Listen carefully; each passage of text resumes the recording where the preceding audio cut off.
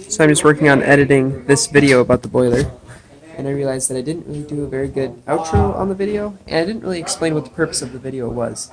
The main purpose of the video was to just show how miserable it is to pull apart and clean all the soot out of a boiler heat exchanger.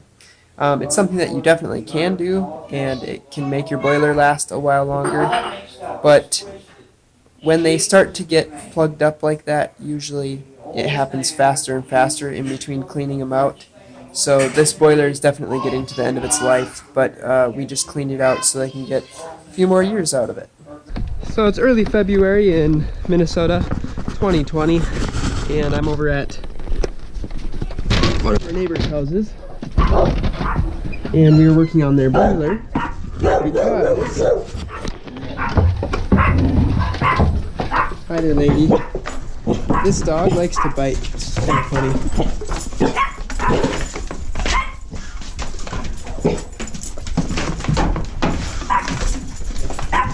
Go to bed, lady. Anyway, as long as the dog doesn't come behind me and bite me in the butt. We did some extensive troubleshooting on the unit. When I first got here, it was cutting in and out. It would bring on the burner for like, I don't know, what would you say, 10 seconds? Bring on the burner for 10 seconds, then it would shut off. And so first off, I went and looked at the control voltages, and the pressure switch is working. I suspected the rollout switch, but the rollout switch was actually not causing any problems. So at first I was like, oh, I think it's probably plugged up with soot. And then since the rollout switch actually wasn't tripping, I was like, okay, I guess that's fine. Then we checked the pressure switch, that was fine. So then it was being just really weird, so I thought maybe it was the control.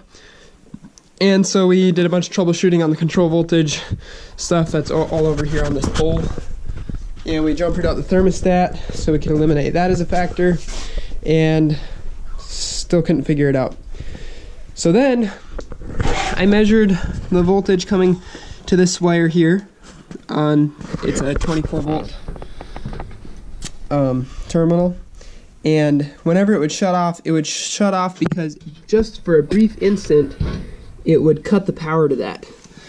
And I knew it wasn't that because we still would have power up here, and so I measured the power on the pressure switch, and there was still power on this one, and then it would cut off on that one, which meant the pressure switch was interrupting the control voltage.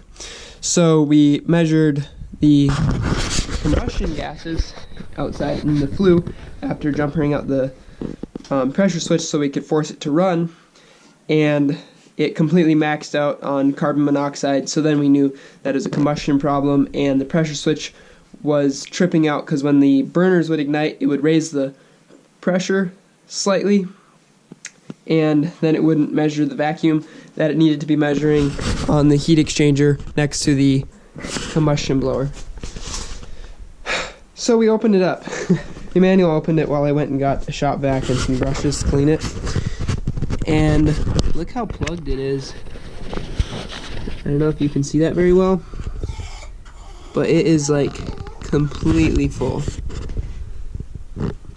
of soot. Like completely blocked. So we are going to clean that. It's extremely messy.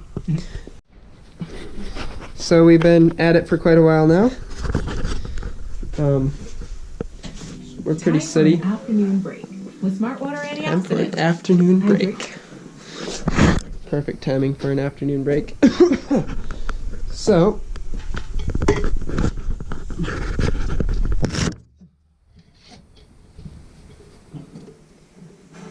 does it look clean? It looks really nice from up here. I'm not sure if that's fiberglass in the air or if it's carbon. Or asbestos. No! Even worse. This is asbestos wrapped up here, so Wait, is it really worse? yeah, it would be worse Wow, because it would poison us. nice. Wouldn't the carbon do the same though? Oh no, the carbon's fine. Oh, nice. You can eat carbon. It's like charcoal. I see. I'll keep that in mind. So look at that heat exchanger. It's ready to exchange some heat. Today it was a soot exchanger. So we had some very significant difficulties earlier. Well, I shoved one of the brushes in. I shoved one of the brushes in, and I think I shoved it in too far. So the bristles went down past the row that I was shoving it in, and then when I pulled up again, the bristles jumped which row the rest of the brush was in. So the shaft of the brush, this brush right here, this shaft got like super stuck. So basically I shoved this in until it went all the way down, and then when I pulled up on it, these bristles jumped into the next row up, and consequently this shaft of the brush got stuck in between these little teeth that stick out. So we couldn't get it out. So if you see this is kind of marred. That's because we had to pound it. We had to pound the entire brush so that the shaft was all in the same one as the bristles. And it was a real pain, but we got it out. It took us probably an hour. How long would you say it took us? Yeah, an hour sounds nice. So that wasn't great. But now it's just a matter of putting everything back together with some high temp silicone, and then we'll turn it on and there will be fire and the house will get warm. Hopefully. So that's the plan anyway. Ta-da!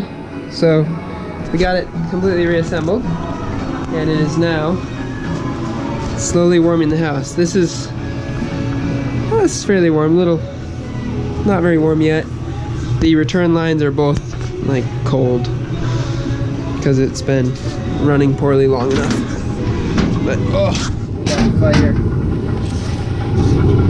Oh, it's so nice and warm. Been cold for like a few hours now. Sure, it's pretty toasty in there. 10 psi. I don't feel any exhaust leaking. So, okay, I think a flake of something fell, and for a minute I thought it was a drip, which was like, oh, it might have been this. Do you still need your school bag? This is kind of weird the way they have this exhausting. Notice it's eating a hole into the cement because combustion water has a lot of really nasty stuff in it, acid and whatnot. So I think we were successful.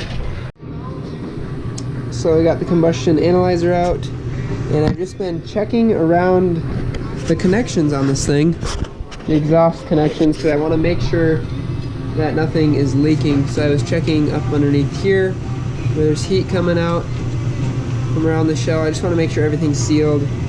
We are not getting any carbon monoxide readings, so that's good, because obviously if there were any readings of carbon monoxide in here, we would need to figure out where the exhaust is leaking. But we're good.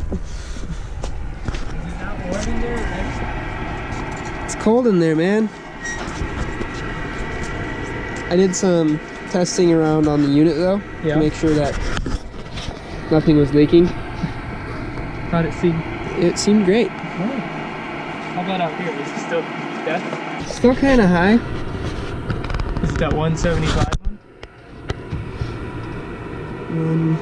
190, 96, 200. I'm kind of wondering if there's a lot of it dissolved into the Pipes and stuff? into the pipe.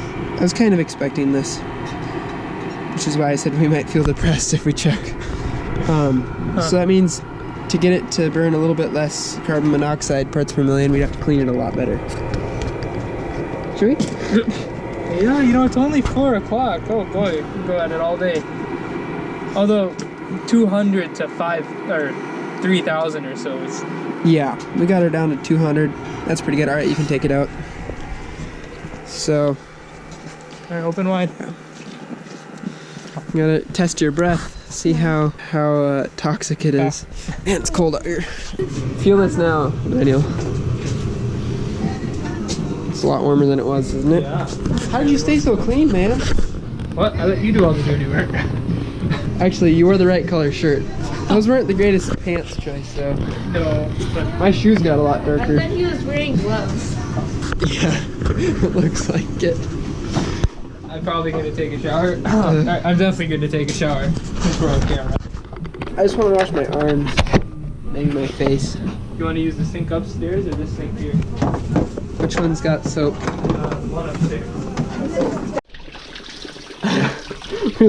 We look so dirty for some reason in this bathroom. Too much white. Ugh. Bathroom should. Well, no. I guess bathrooms are fine white. Oh, is that my You cut flesh? yourself? Or is that high temp?